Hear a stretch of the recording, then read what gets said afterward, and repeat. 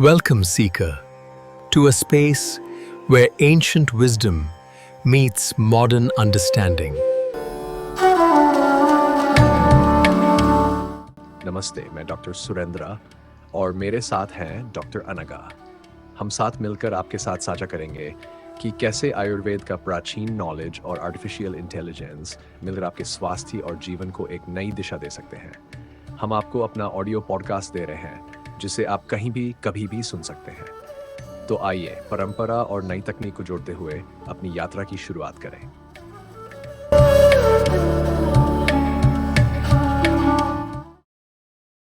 नमस्कार। आज हम एक बहुत ही ज्ञानवर्धक यात्रा पर निकल रहे हैं जी आयुर्वेद के इतिहास की तहों को खोलने के लिए। बिल्कुल। हमारे पास डॉक्टर सुरेंद्र गिरी और डॉक्टर अनघा गोसावी की किताब आयुर्वेद इतिहास की कुछ अहम बातें हैं जो इस पड़ताल में हमारी मदद करेंगी। जी हाँ। हमारा इरादा है कि इस विशाल विषय के सबसे अहम नुक्तों को पकड़ें। हाँ। ये ज्ञान परंपरा शुरू कैसे हुई, इसके आधार ग्रंथ कौन से हैं और वक्त के साथ इसमें क्या बदलाव आए। तो चलिए इसे खोलते हैं। जरूर। और बात शुरू करने से पहले यह समझना दिलचस्प है कि इतिहास का मतलब सिर्फ पुरानी घटनाओं की सूची नहीं है। अच्छा। जी, जैसा कि हमारी स्रोत सामग्री बताती है, इतिहास शब्द की अपनी एक गहराई है। ये हमें वो नजर देता है जिससे हम समझ पाते हैं कि कोई विचार या ज्ञान, जैसे कि आयुर्वेद, आज जिस रूप में है वहां तक कैसे पहुंचा। ये एक तरह से जड़ों को समझना है। बिल्कुल सही कहा। और आयुर्वेद के इतिहास को जानना सिर्फ अकादमिक रुचि का विषय नहीं है ना? नहीं, बिल्कुल नहीं। ये आज के समय में भी प्रासंगिक है। बहुत ज्यादा। इससे हमें पता चलता है कि इसके सिद्धांत कैसे विकसित हुए, किन चुनौतियों का इसने सामना किया और इसकी ताकत क्या है। सही बात है। सही कहा। इस इतिहास को जानने के साधन भी कई हैं।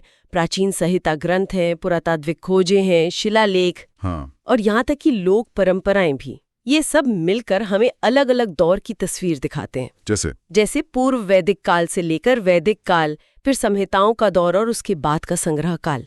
हर दौर ने आयुर्वेद पर अपनी छाप छोड़ी है। तो शुरुआत करते हैं आयुर्वेदावतरण की सोच से। मतलब ये ज्ञान पृथ्वी पर आया कैसे? पारंपरिक मान्यताएं तो इसे दिव्य मानती हैं ना? हाँ, पारंपरिक कथाओं के अनुसार ज्ञान ब्रह्मा से शुरू होकर दक्ष प्रजापति, अश्विनी कुमारों और इंद्र से गुजरता हुआ हाँ। अंत में ऋषि भारद्वाज के जरिए मनुष्यों तक पहुंचा। ये कथाएं इसके प्राचीन और पवित्र महत्व को दर्शाती हैं। लेकिन इसके साथ ही वेदों, उपनिषदों और पुराणों में स्वास्थ्य और चिकित्सा के ठोस संदर्भ मिलते हैं। अच्छा, कहाँ पर? अथर्ववेद में तो बीमारियों, जड़ी बूटियों और इलाज के तरीकों का काफी जिक्र है। हाँ, उसे तो स्रोत मानती हैं। बिल्कुल, उसे आयुर्वेद का स्रोत भी माना जाता है। ऋग्वेद में अश्विनी कुमारों के अद्भुत उपचारों की कहानियां हैं। अच्छा। ये दिखाता है कि स्वास्थ्य चेतना भारत में बहुत पुरानी है। तो ये तो हुई शुरुआत की बात। फिर आता है वो दौर जब इस ज्ञान को व्यवस्थित किया गया, मतलब संहिताओं का काल। जी हाँ, यहीं से आयुर्वेद का ढांचा खड़ा होता है। और इसमें सबसे पहले चरक संहिता का नाम आता है, जिसे बृहत्त्रयी यानी 3 महान ग्रंथों में गिना जाता है। बिल्कुल। चरक संहिता को काय चिकित्सा यानी इंटरनल मेडिसिन का आधार ग्रंथ माना जाता है। आधार ग्रंथ। जी। जैसा कि स्रोत बताते हैं, इसकी रचना कई चरणों में हुई। अग्निवेश ने सूत्र दिए, चरक ने उन्हें विस्तार दिया और फिर दृढ़बल ने इसे पूरा किया। तो ये एक व्यक्ति का काम नहीं था? नहीं, ये एक परंपरा का विकास था। इसकी सबसे बड़ी खूबी है इसका व्यवस्थित ढांचा। सूत्र, निदान, विमान, शारीर, इंद्रिय, चिकित्सा, कल्प और सिद्धि स्थान। काफी व्यवस्थित है। हाँ, और रोगों के कारण, लक्षण और उपचार की बहुत गहरी और तार्किक विवेचना है इसमें। ये सिर्फ नुस्खे नहीं, बल्कि सोचने का एक तरीका सिखाती है। और इसी बृहत्त्रयी की दूसरी कड़ी है सुश्रुत संहिता। इसका नाम आते ही सर्जरी का ध्यान आता है ना? हाँ, सुश्रुत संहिता का योगदान शल्य तंत्र में, मतलब सर्जरी में, क्रांतिकारी माना जाता है। क्रांतिकारी कैसे? इसमें सिर्फ ऑपरेशन के तरीके ही नहीं, बल्कि 100 से ज्यादा सर्जिकल यंत्रों, इंस्ट्रूमेंट्स, शस्त्रों, शार्प टूल्स। बहुत से ज्यादा। जी हाँ, और यहाँ तक कि प्लास्टिक सर्जरी जैसी प्रक्रियाओं का भी विस्तृत वर्णन है। उस जमाने में प्लास्टिक सर्जरी? हाँ, ये उस जमाने के हिसाब से अविश्वसनीय लगता है। हालांकि इसकी संरचना चरक संहिता जैसी ही है, पर सर्जरी पर इसका जोर इसे अद्वितीय बनाता है। इसने शल्य चिकित्सा को एक व्यवस्थित विज्ञान का रूप दिया। कमाल है। चरक और सुश्रुत के बाद बृहत्त्रयी को पूरा करते हैं वाग्भट। इनकी 2 रचनाएं हैं, अष्टांग संग्रह और अष्टांग हृदय। इनका क्या महत्व है? वाग्भट का काम यूं समझिए, चरक और सुश्रुत के बिखरे हुए ज्ञान को समेटकर सुव्यवस्थित और सुलभ बनाने का था। अच्छा, मतलब एक तरह से निचोड़ दिया। हाँ, कुछ वैसा ही। अष्टांग संग्रह ज्यादा विस्तृत है, गद्य पद्य मिश्रित शैली में। वहीं अष्टांग हृदय ज्यादा संक्षिप्त, पूरी तरह पद्य में है। पद्य में क्यों? जिससे याद करना और इस्तेमाल करना आसान था, इसने आयुर्वेद के 8 अंगों काय, बाल, ग्रह, ऊर्ध्वांग, शल्य, दंष्ट्रा, जरा और वृष को बहुत ही संगठित तरीके से प्रस्तुत किया। अच्छा, वो 8 अंग। जी, इसीलिए ये ग्रंथ बहुत लोकप्रिय हुए और इन्होंने आयुर्वेद को ज्यादा लोगों तक पहुंचाया। इन 3 बड़े नामों के अलावा श्रोत कुछ और संहिताओं का भी जिक्र करते हैं, जैसे भेड़, हारीत और काश्यप संहिता। इनका भी कोई खास योगदान रहा? ये संहिताएं दिखाती हैं कि उस दौर में ज्ञान का विस्तार कितना था। भेड़ संहिता चरक के समकालीन की मानी जाती है और इसमें कुछ अलग विचार भी मिलते हैं। हारीत संहिता के केवल कुछ अंश मिलते हैं और काश्यप संहिता खास तौर पर कौमारभृत्य यानी बाल रोग चिकित्सा के लिए बहुत महत्वपूर्ण मानी जाती है। बच्चों के लिए? जी, बच्चों के रोगों के लिए। भले ही ये आज उतनी पूरी तरह उपलब्ध या प्रचलित न हो, लेकिन ये दर्शाती हैं कि आयुर्वेद का ज्ञान केवल चरक सुश्रुत तक ही सीमित नहीं था, बल्कि कई धाराएं साथ चल रही थीं। यानी और भी आचार्य और ग्रंथ थे। बिल्कुल। संहिताओं के स्वर्ण युग के बाद मध्यकाल में लघुत्रयी यानी 3 छोटे ग्रंथों का जिक्र आता है, माधव निदान, शारंगधर संहिता और भाव प्रकाश। क्या ये बृहत्त्रयी जितने ही महत्वपूर्ण है? ये अलग तरह से महत्वपूर्ण है। अच्छा, कैसे? लघुत्रयी उस दौर की जरूरतों को दर्शाती हैं, जहां चिकित्सकों को व्यावहारिक ज्ञान की ज्यादा जरूरत थी। माधव निदान पूरी तरह से रोगों के निदान यानी डायग्नोसिस पर केंद्रित है। सिर्फ डायग्नोसिस? हाँ, इसने लक्षणों को इतने व्यवस्थित तरीके से बताया कि रोग पहचानना आसान हो गया। इसे ऋग्विनिश्चय भी कहा जाता है, यानी रोगों का पक्का निश्चय। ये तो बहुत काम की बात हुई प्रैक्टिशनर्स के लिए। जी हैं। और शारंगधर संहिता ने क्या नया जोड़ा? हाँ, वो बताइए। शारंगधर संहिता का मुख्य योगदान है औषधि कल्पना यानी फार्मास्यूटिकल प्रेपरेशंस और नाड़ी परीक्षा यानी पल्स डायग्नोसिस। नाड़ी परीक्षा, वो नब्ज देखकर बताना? जी बिल्कुल। इसमें पारे और अन्य धातुओं के उपयोग सहित कई नए दवा बनाने के तरीके दिए गए और जो नाड़ी देखकर रोग बताने की कला है, उसे एक व्यवस्थित नैदानिक उपकरण के तौर पर स्थापित करने में इस ग्रंथ का बड़ा हाथ माना जाता है। अच्छा, इसे सिस्टमैटिक बनाया। हाँ, ये दोनों ही चीजें प्रैक्टिकल मेडिसिन के लिए बहुत जरूरी थी। और फिर है भाव प्रकाश, जो शायद इन तीनों ने सबसे बात का है। हाँ, भाव प्रकाश निघंटु, जिसे भाव मिश्र ने लगभग 16वीं सदी में लिखा। इसकी क्या खासियत है? इसकी खासियत यह है कि इसमें न केवल पारंपरिक भारतीय जड़ी बूटियों का वर्णन है, बल्कि उस समय तक भारत में आ चुकी नई चीजें जैसे तंबाकू और फिरिंग रोग, सिफिलिस जैसी बीमारियों और उनके इलाज का भी जिक्र है। अरे वाह! इसने द्रव्य गुण विज्ञान यानी मटेरिया मेडिका को एक व्यापक और अद्यतन रूप दिया, जो आज भी इस्तेमाल होता है। तो लघुत्रयी ने आयुर्वेद को क्लिनिकल प्रैक्टिस के लिए और ज्यादा उपयोगी बनाया। ये तो ग्रंथों के विकास की बात हुई, लेकिन अलग-अलग राजनीतिक और सामाजिक दौर में आयुर्वेद की स्थिति कैसे रही? जैसे मौर्य काल में अशोक के समय। हाँ, ये पहलू भी बहुत दिलचस्प है। वैदिक और संहिता काल तो आयुर्वेद के उत्कर्ष का समय था। सम्राट अशोक के समय बौद्ध धर्म के प्रभाव से लोक कल्याण और चिकित्सा पर बहुत जोर दिया गया। उन्होंने अस्पताल वगैरह बनवाए थे ना? जी हाँ, उन्होंने इंसानों और जानवरों दोनों के लिए अस्पताल बनवाए, दवाइयों के लिए बगीचे लगवाए। ये आयुर्वेद के प्रसार और संस्थागत होने का एक अहम दौर था। और फिर मुगल काल में, तब तो यूनानी चिकित्सा का प्रभाव बड़ा था।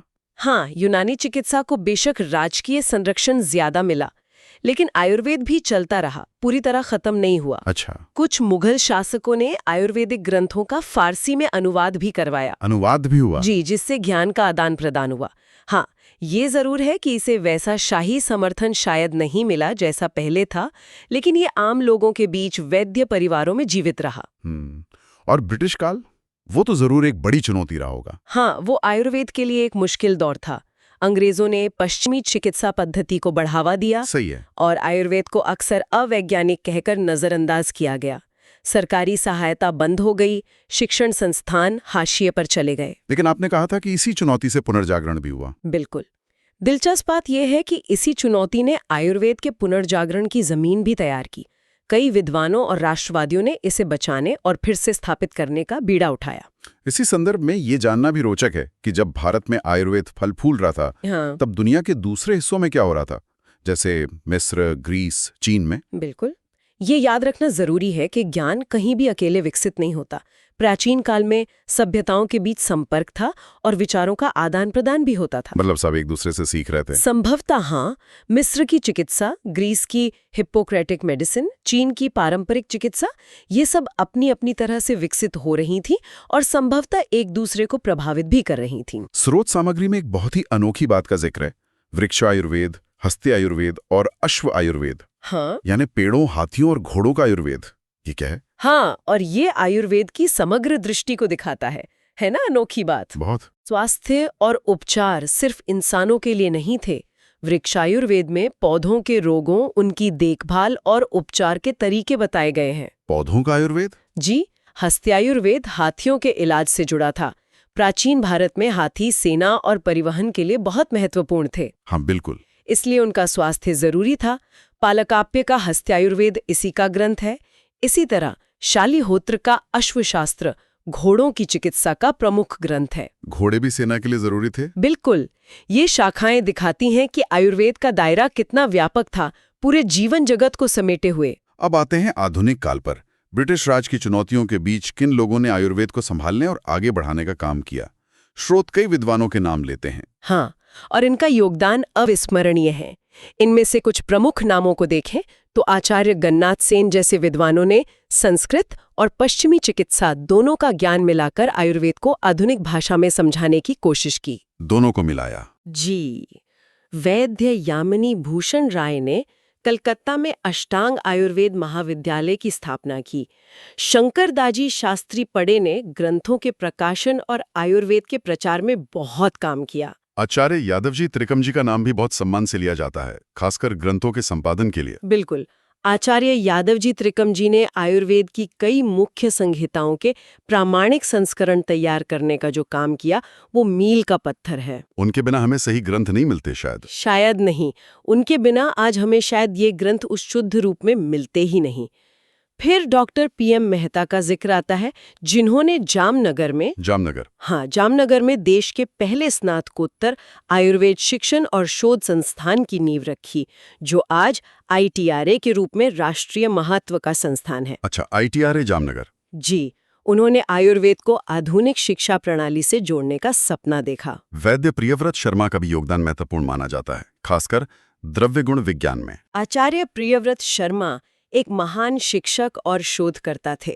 उन्होंने द्रव्य गुण यानी फार्माकोलॉजी और मटेरिया मेडिका पर बहुत गहराई से काम किया और कई किताबें लिखीं जो आज भी मानक हैं। उन्होंने आयुर्वेद के इतिहास पर भी प्रामाणिक काम किया।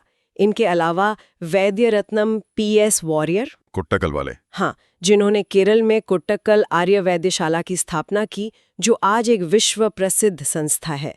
वैद्य BG घाणेकर, वैद्य दामोदर शर्मा गौड़, वैद्य C द्वारकानाथ, वैद्य KR श्रीकंठ मूर्ति। बहुत सारे नाम हैं। जी, अनगिनत। और विद्वानों ने अपने अपने तरीके से इस मशाल को जलाए रखा।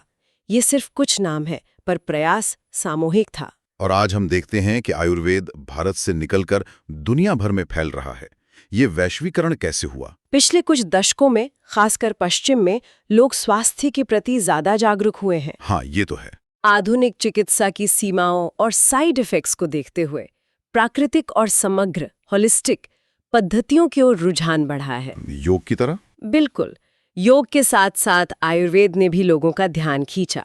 आज कई देशों में आयुर्वेदिक क्लिनिक है, वेलनेस सेंटर है, वहाँ इसके कोर्स पढ़ाए जा रहे हैं और इस पर शोध भी हो रहा है। अच्छा, रिसर्च भी हो रही है? ये एक नई पहचान है, लेकिन इसके साथ गुणवत्ता और मानकीकरण की चुनौतियां भी हैं। ये तो होगा ही। स्वतंत्रता के बाद भारत सरकार ने भी इसे बढ़ावा देने के लिए काफी कदम उठाए हैं।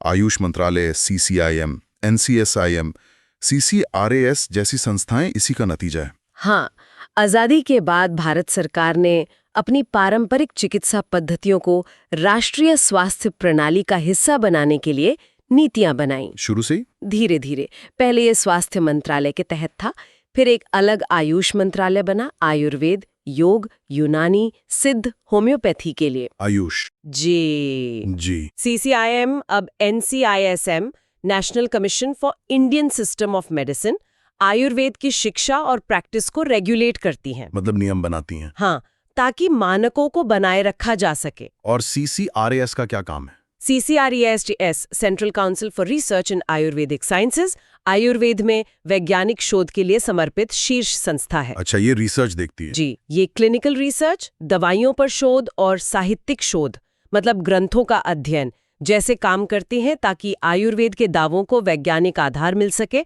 और नई दवाएं विकसित हो सके। ये बहुत जरूरी है। दिल्ली का AII, जयपुर का NIA, जामनगर का ITRA, ये राष्ट्रीय संस्थान किस तरह भूमिका निभा रहे हैं? ये संस्थान आयुर्वेद में उत्कृष्टता के केंद्र है, मतलब सेंटर्स ऑफ एक्सीलेंस। अच्छा। अखिल भारतीय आयुर्वेद संस्थान AIIA दिल्ली, राष्ट्रीय आयुर्वेद संस्थान NIA जयपुर, अब मानद विश्वविद्यालय, और आयुर्वेद शिक्षण एवं अनुसंधान संस्थान ITRIA जामनगर, राष्ट्रीय महत्व का संस्थान, ये सभी उच्च स्तरीय शिक्षा, शोध और रोगी देखभाल के मानक स्थापित कर रहे हैं। तो ये टॉप इंस्टीट्यूट्स हैं। जी हाँ, ये आयुर्वेद को समकालीन स्वास्थ्य चुनौतियों के लिए तैयार करने और इसे वैश्विक मंच पर विश्वसनीय बनाने में मदद कर रहे हैं।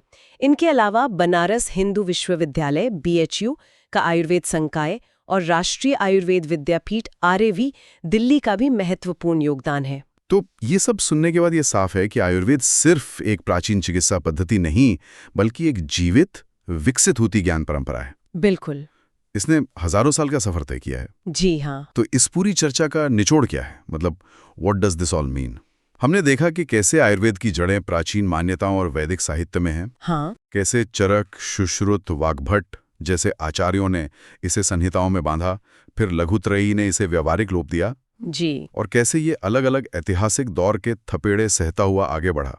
और हमने ये भी समझा कि कैसे आधुनिक युग में विद्वानों ने इसे पुनर्जीवित किया और कैसे स्वतंत्र भारत में इसे संस्थागत ढांचा मिला। हाँ, आयुष मंत्रालय, NCISCM, CCRAS। जी, नियामक संस्थाएं, शोध परिषद और राष्ट्रीय संस्थान। इसका वैश्वीकरण दिखाता है कि अब ये ज्ञान किसी एक देश की सीमा में बंधा नहीं है। सही बात। यहाँ आकर्षक बात यह है, मतलब व्हाट्स फैसिनेटिंग हियर इज, कि इतनी लंबी और उतार चढ़ाव भरी यात्रा के बाद भी ये ज्ञान प्रणाली न सिर्फ जिंदा है, हाँ, बल्कि लगातार प्रासंगिक बने रहने की कोशिश कर रही है। ये अपनी जड़ों से पोषण लेती है, पर समय के साथ खुद को ढालने की क्षमता भी रखती है। बिल्कुल। ये केवल बीमारियों के इलाज का इतिहास नहीं है, ये भारतीय चिंतन और एक सतत ज्ञान परंपरा की कहानी भी है। सही कहा। ये समझना कि आयुर्वेद कहाँ से आया है, ये जानने में मदद करता है कि आज ये कहाँ खड़ा है और भविष्य में इसकी क्या संभावनाएं हो सकती हैं। और यहीं से एक महत्वपूर्ण सवाल उठता है। This raises an important question. क्या? आयुर्वेद की इस हजारों साल की यात्रा को देखते हुए विभिन्न शासनों के तहत इसका टिके रहना, आधुनिक विज्ञान के साथ इसका संवाद और अब इसका वैश्विक प्रसार, ये सोचने पर मजबूर करता है कि भविष्य में इसका स्वरूप क्या होगा। ये तो सोचने वाली बात है। क्या ये आधुनिक चिकित्सा के साथ और गहराई से एकीकृत होगा, एक पूरक या वैकल्पिक भूमिका निभाएगा, या फिर ये अपनी मौलिक पहचान को और मजबूत करते हुए एक समानांतर प्रणाली के रूप में विकसित होगा? भविष्य में क्या होगा?